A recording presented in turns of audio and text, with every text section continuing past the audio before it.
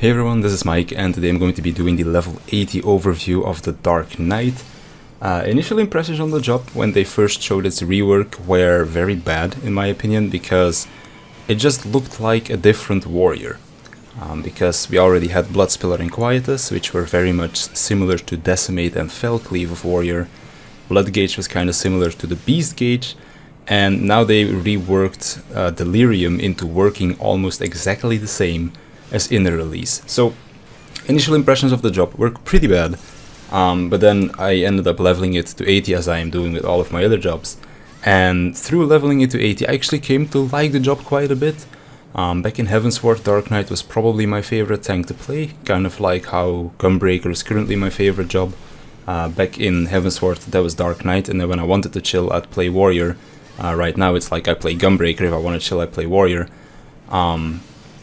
But then when Stormblood came out, Dark Knight kinda became one of my least favorite tanks because its rotation felt so lackluster and it was all just about spamming that Dark Arts button and not really giving a care in the world about anything else, to be honest. So it felt really lackluster back in Stormblood, and I actually quite like the way that they did it now.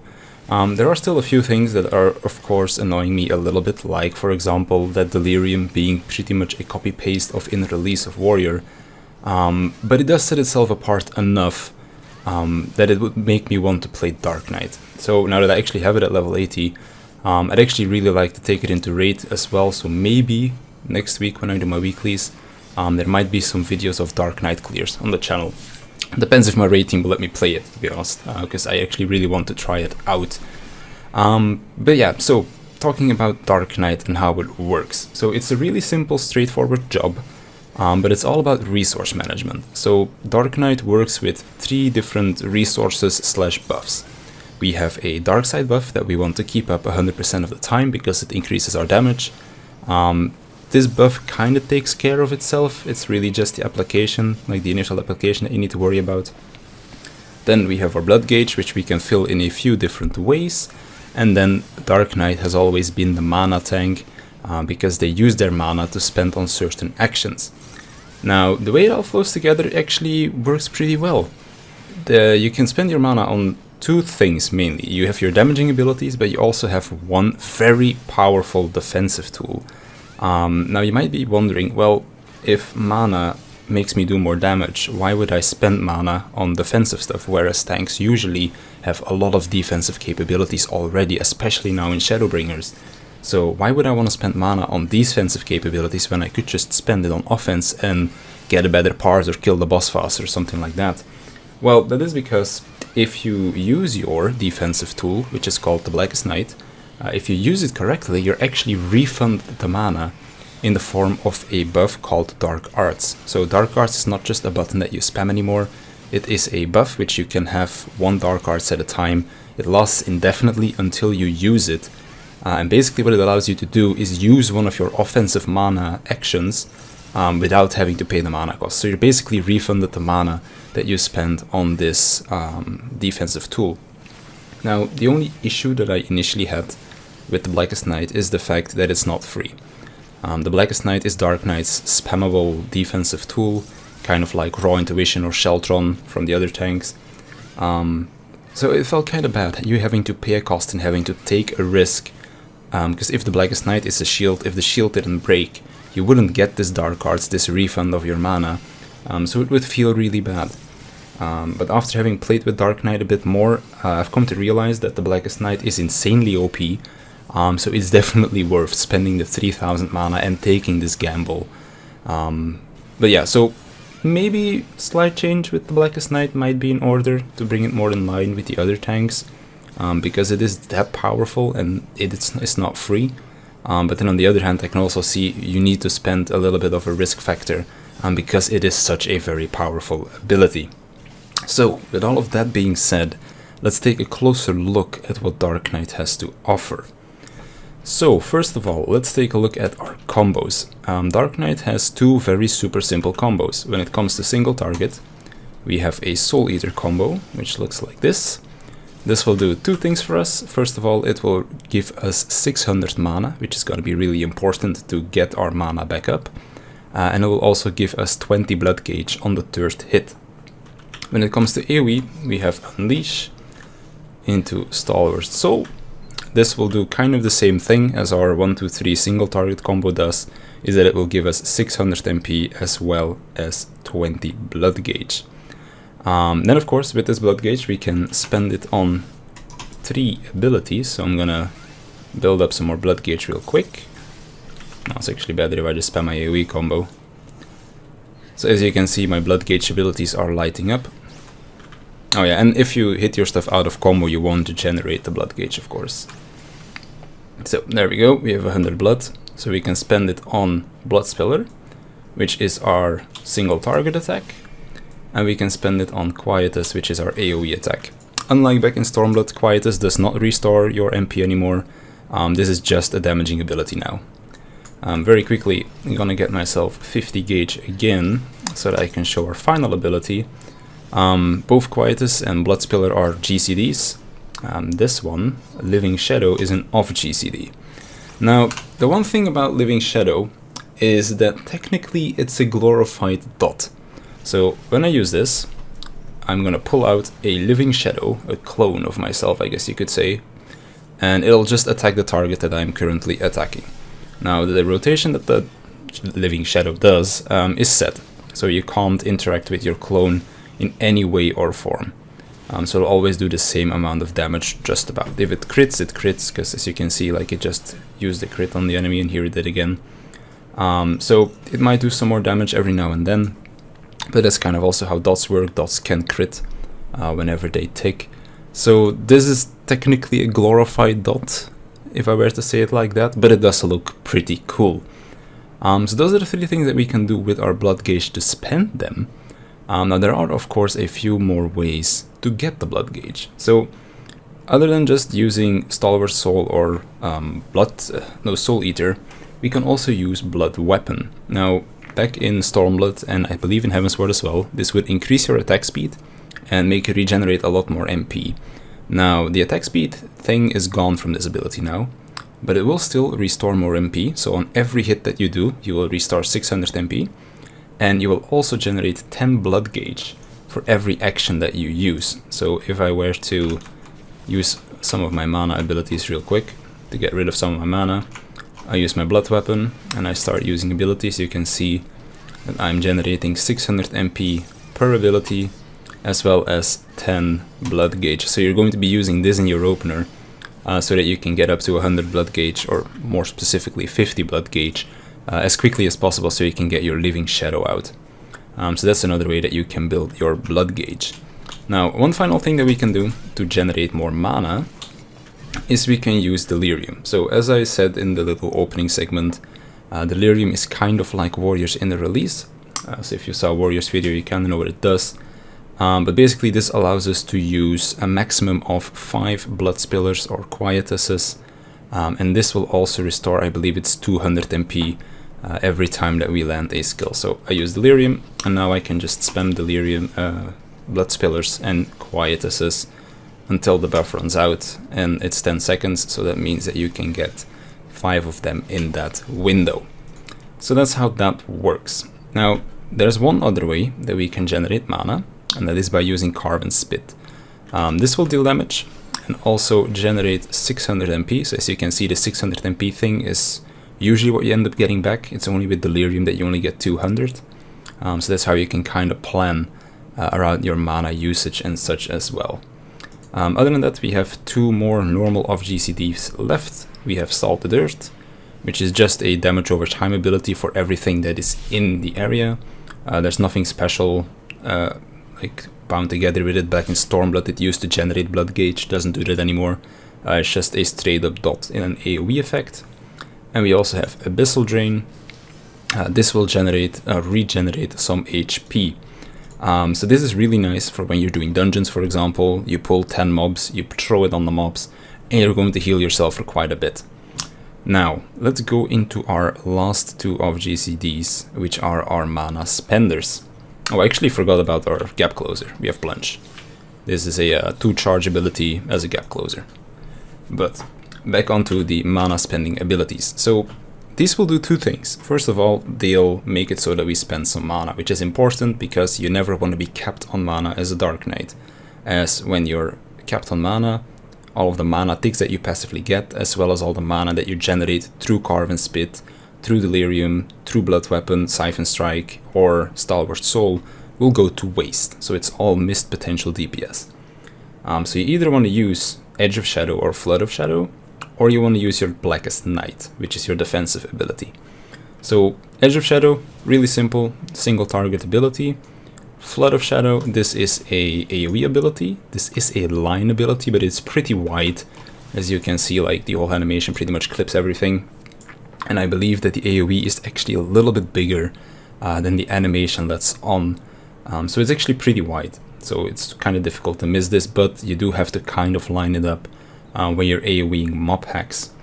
So you want to use these things very frequently, not only to just make it so that you don't overcap on mana, but as you can see, we have a little gauge over here that is now counting down. This is our dark side buff. So when I use this, when you use either one of these, you get 30 seconds on this buff for a maximum of 60 seconds. And you want to have this buff active at all times because it increases your damage. So as I said, you kind of want to have uptime on this buff, but then on the other hand, if you're making sure that you never cap on mana, this buff technically shouldn't ever run out, unless there is some kind of downtime like in E1 Savage, and maybe on E4 Savage when Titan jumps away for the first time or something.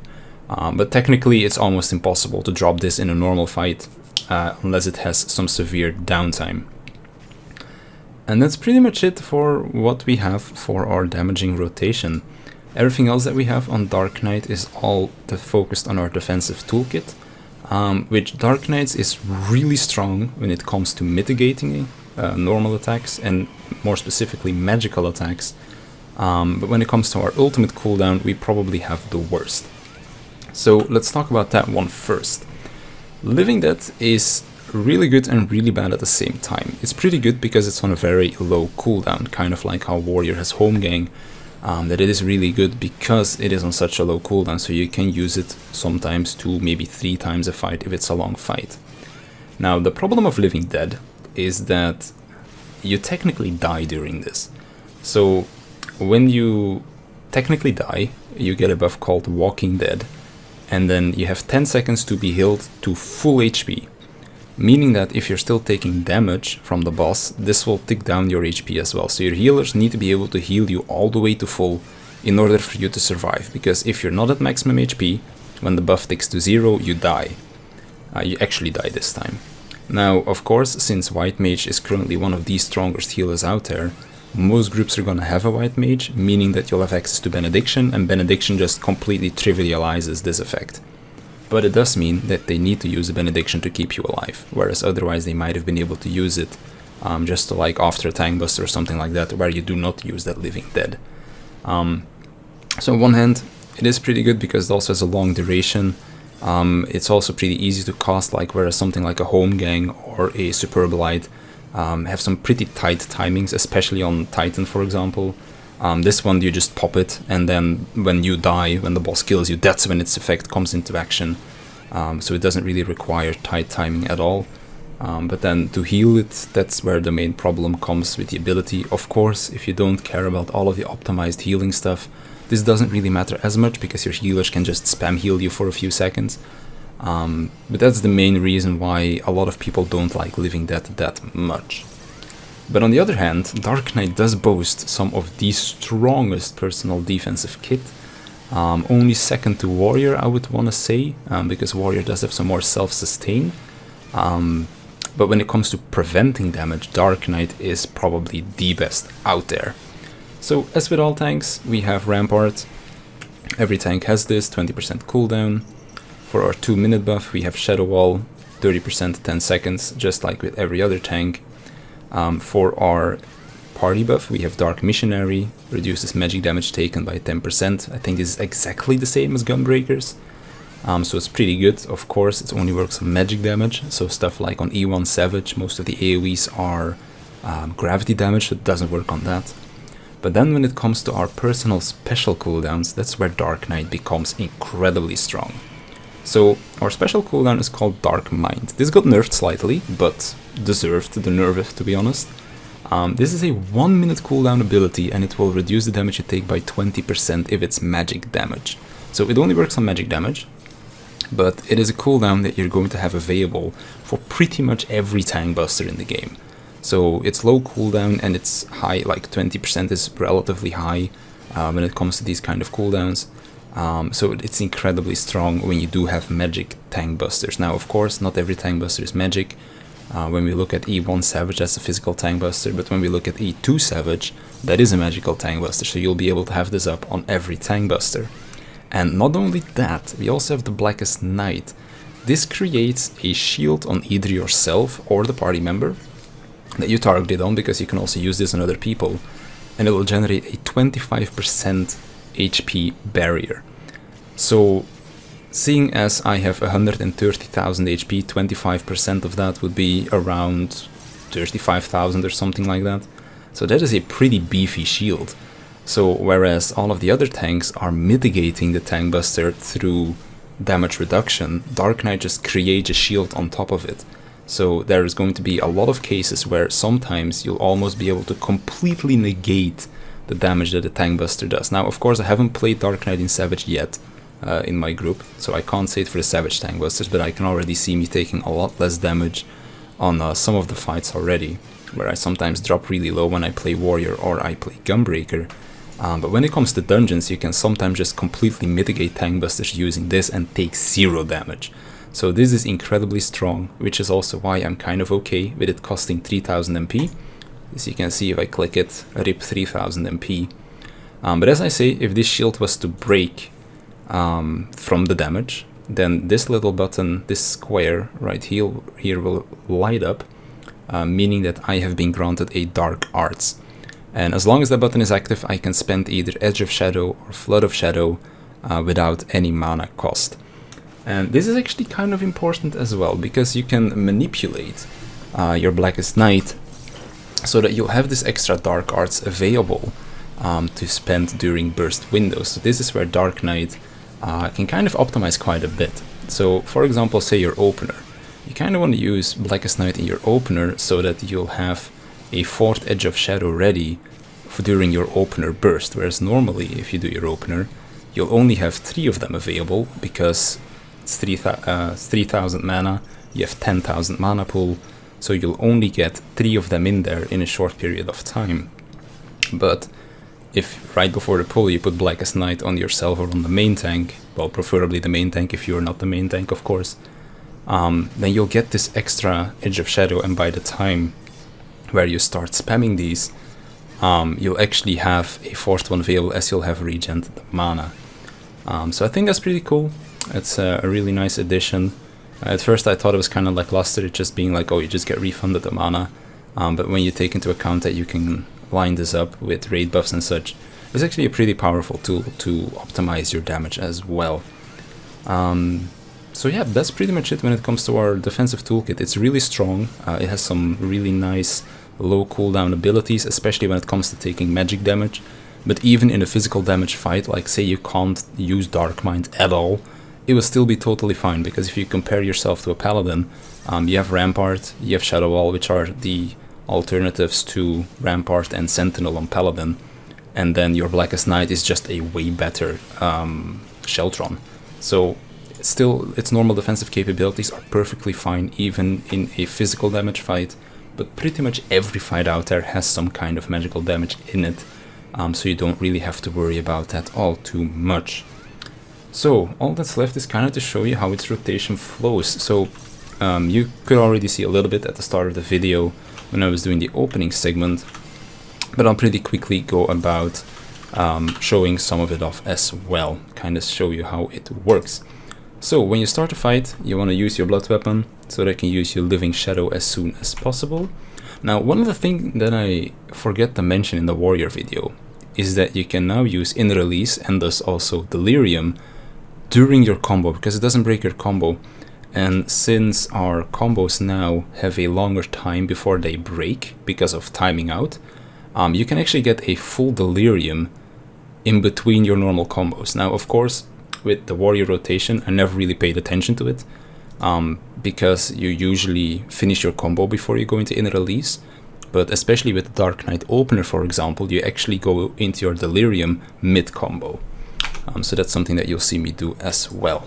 So we're starting with Delirium. We're applying our Shadow Dark Side buff. We're pulling out our Clone.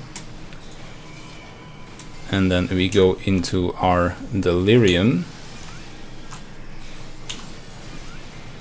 So we're just spamming some Blood Spillage at this point.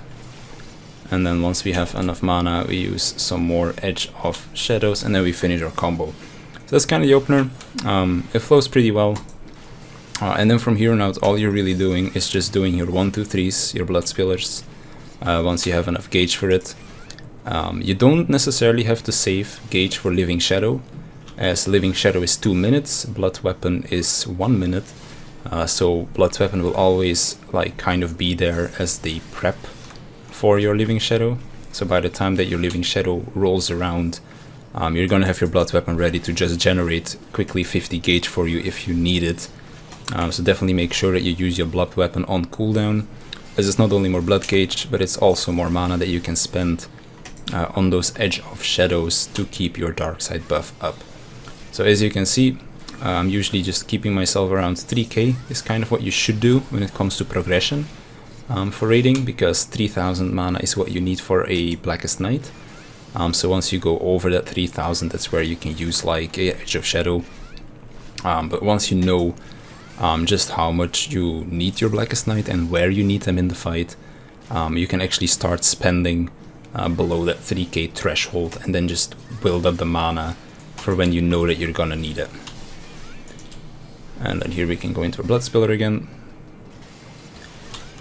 Make sure we spend our mana, keep ourselves at around 3000, which is like kind of the safe spot, just in case you do need that extra blood, or like that extra Blackest Night.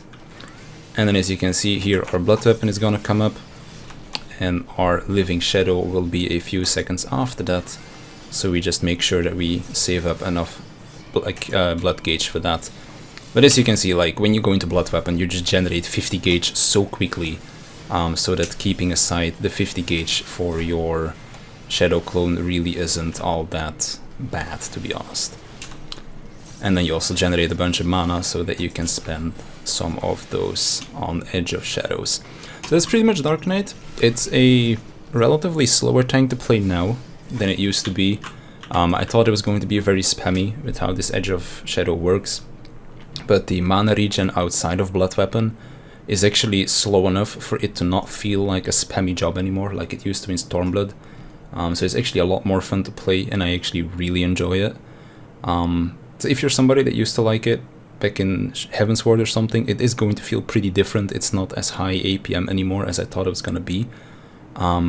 It feels a lot more like Warrior now because of with Delirium and such, but it does still feel very different from it as well.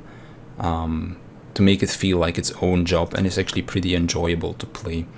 So if you're looking for a tank that is incredibly tanky, I guess you could say, because it is the tankiest tank of them all, in my opinion, just solely because of the Blackest Night, of how powerful this ability is, and then also having Dark Mind on a very short cooldown, making it excel even more when it comes to magical damage fights. And its rotation is pretty simple to pick up. Just like spam these abilities a little bit, just keep yourself at 3000 mana to make sure that you have the Blackest Night ready when you do need it. And other than that, it's just pretty fun to play, so I definitely recommend people to try it out, even though I was very skeptical about it in the beginning. This is actually going to be a tank that for once I might actually play it again, after its 2-year hiatus, kinda so to speak. So with that being said, I think I thought about just about everything. So with that, I want to thank you for watching, and I'll see you in the next one.